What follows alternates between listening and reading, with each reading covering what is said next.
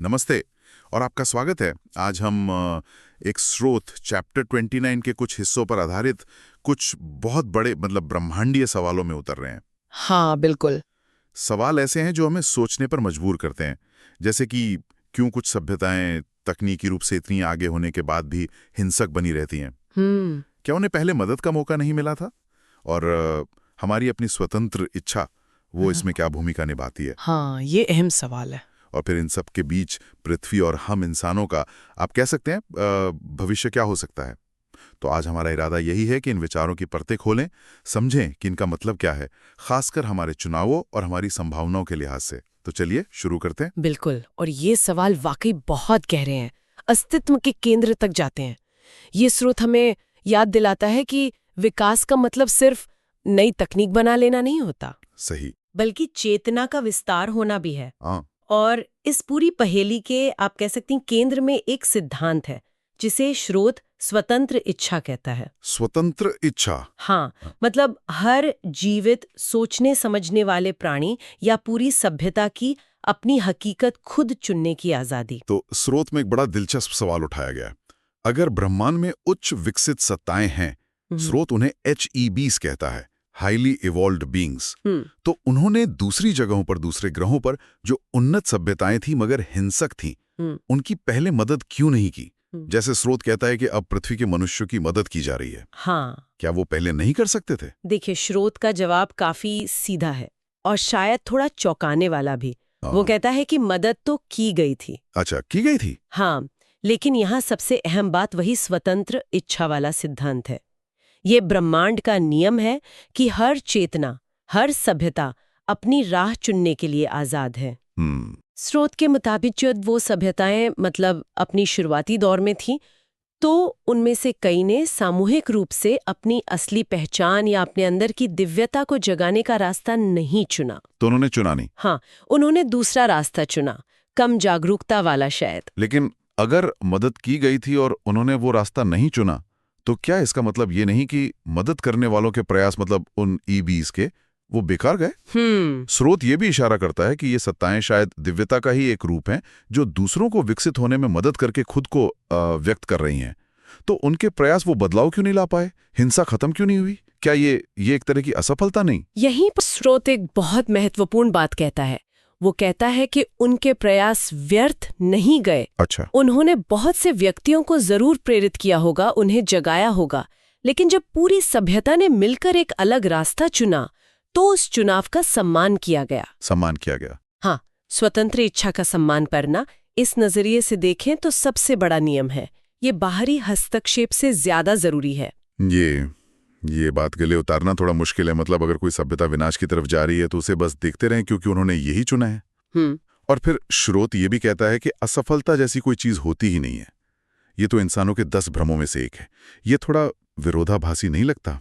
अगर वो सत्ताएं असफल नहीं हुई तो नतीजा वैसा क्यों नहीं निकला जैसा शायद वो चाहते थे? एक शांतिपूर्ण विकसित सभ्यता। हाँ, ये विरोधाभास जैसा लगता है, पर स्रोत इसे अलग तरह से समझाता है। ये असफलता नहीं है, बल्कि स्वतंत्र इच्छा के सिद्धांत का सम्मान है। ठीक है।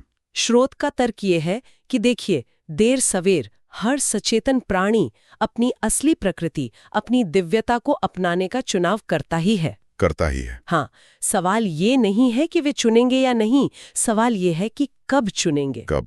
अच्छा। का ग्रह बिल्कुल विनाश के कगार पर पहुंच चुका होगा या उससे पहले। स्रोत एक दिलचस्प बात कहता है कि जीवन जैसा वो जानते थे वो शायद खत्म हो जाए, लेकिन उसकी जगह जीवन का एक नया, ज्यादा आनंद वाला तरीका ले सकता है, जो एक बदले हुए अस्तित्व से पैदा होता है। तो ये कब का सवाल ज्यादा है, क्या का नहीं। अच्छा, ये थोड़ा समझ आता है कि चुनाव अंततः पॉजिटिव ही होगा, बस समय का फेर है।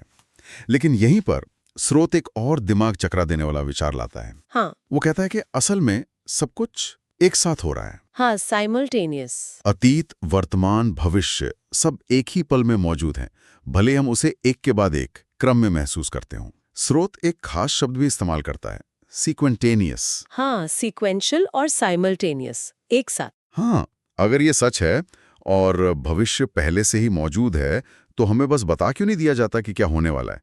ये जानने से तो सारी चिंता, हैरानी और शायद गलतियां करने की जरूरत ही खत्म हो जाएगी। बिल्कुल, ये सवाल तो मन में आता ही है, लेकिन स्रोत के अनुसार ऐसा इसलिए नहीं किया जाएगा क्योंकि ब्रह्मांड इस तरह काम नहीं करता। कैसे करता है फिर? हर संभव नतीजा, हर पॉसिबल आउटकम पहले से ही मौजूद है। हर रास्ते का अंत पहले से ही तय है एक तरह से।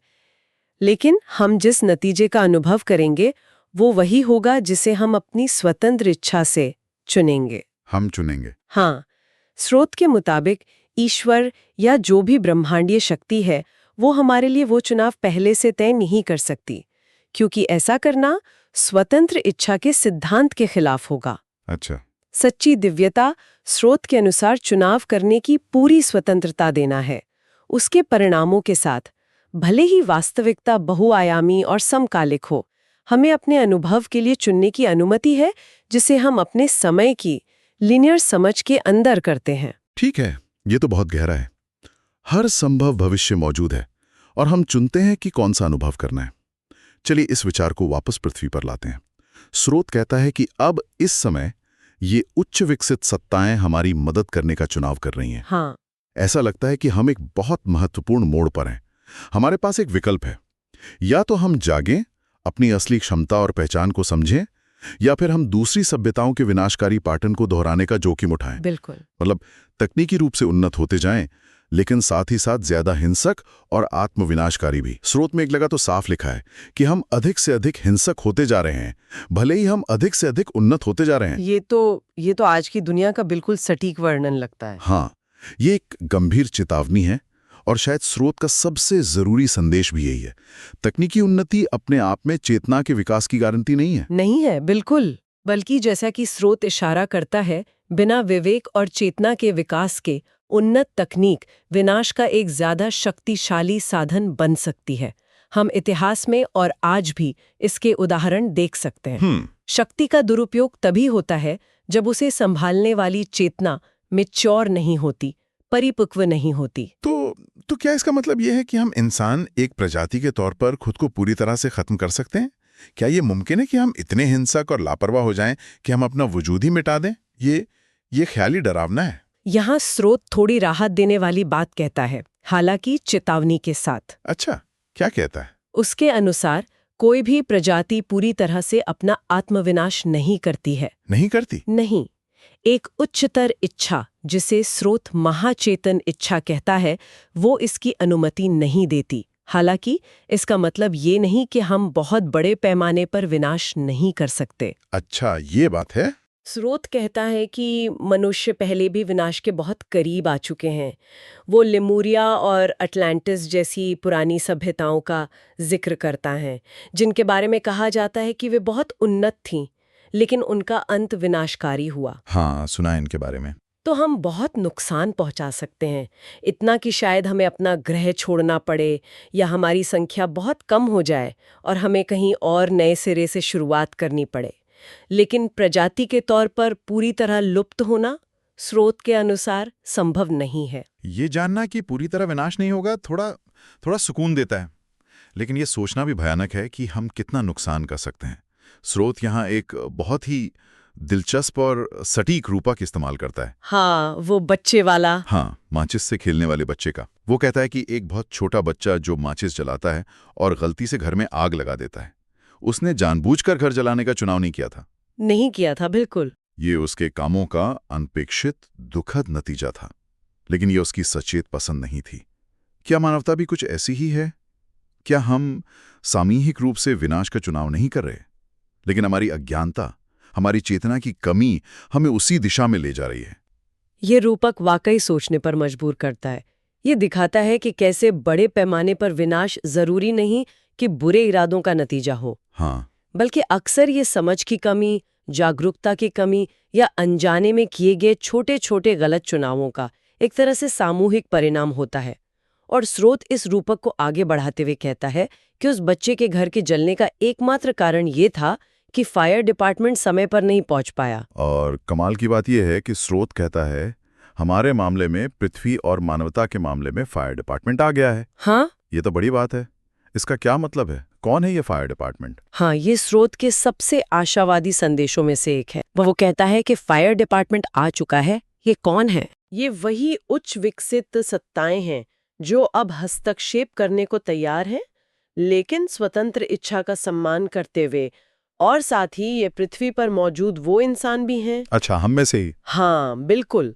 वो इंसान जो इस बदलाव की जरूरत महसूस कर रहे हैं, जो खुद को प्रजाति को जगाने में मदद करने के लिए प्रतिबद्ध पाते हैं। स्रोत इसे एक और महत्वपूर्ण विचार से जोड़ता है, जिसे वो तीसरा निमंत्रण, थर्ड इनविटेशन कहता है। शायद ये मानवता के लिए जागृति और बदलाव का एक महत्वपूर्ण निर्णायक अवसर है। तो ये मदद बाहरी भी है और अंदरूनी भी। ये दिलचस्प है कि कैसे बात घूम फिरकर व्यक्तिगत स्तर पर आ जाती है। फायर डिपार्टमेंट आ गया है, लेकिन उसमें पृथ्वी के लोग भी शामिल हैं जो मदद करने के लिए प्रतिबद्ध महसूस करते हैं। बिल्कुल। स्रोत का अंत भी इसी ओर इशारा करता है। वो पूर्ण एकीकरण की बात करता है, खासकर उन लोगों के लिए जो इस जागरण के काम में सहायता करने के लिए खुद को मोटिवेटेड महसूस करते हैं। ऐसा लगता है कि इतनी बड़ी ब्रह्मांडीय बातों के बाद फोकस वापस व्यक्ति पर आ जाता है। बिल्कुल सही। स्रोत इस बात पर बहुत जोर देता है। इन विशाल ब्रह्मांडीय चर्चाओं के बीच दूसरी सभ्यताएं, समय की प्रकृति, दिव्य हस्तक्षेप, इन सब के बीच व्यक्तिगत विकास, सेल्फ अवेयरनेस और समझ पर ध्यान केंद्रित करना सबसे महत्वपूर्ण है। ये सिर्फ बाहरी दुनिया को बदलने के बारे में नहीं है, बल्कि अपने अंदर गहरा बदलाव लाने, अपनी असली पहचान या दिव्यता के साथ पूरी तरह से जुड़ने, पूर्ण एकीकरण करने के बारे में है। अपने अंदर बदलाव? हाँ, और जो लोग इस फायर डिपार्टमेंट का हिस्सा बनने के लिए, मदद करने के लिए प्रतिबद्ध महसूस करते हैं, उनके लिए ये व्यक्तिगत यात्रा और भी ज्यादा महत्वपूर्ण हो जाती है। उनका अपना आंतरिक संतुलन, उनकी अपनी स्पष्टता, वही दूसरों की मदद करने का आधार बनती है। तो आज की इस गहरी पड़ताल से हमने क्या समझा? हमने देखा कि स्वतंत्र इच्छा एक ब्रह्मांडीय सिद्धांत है, हर सचेतन प्राणी का मौलिक अधिकार, जिसके अपने नतीजे हैं। हाँ। हमने ये भी समझा कि स्रोत के अनुसार मानवता एक महत्वपूर्ण चौराहे पर खड़ी है।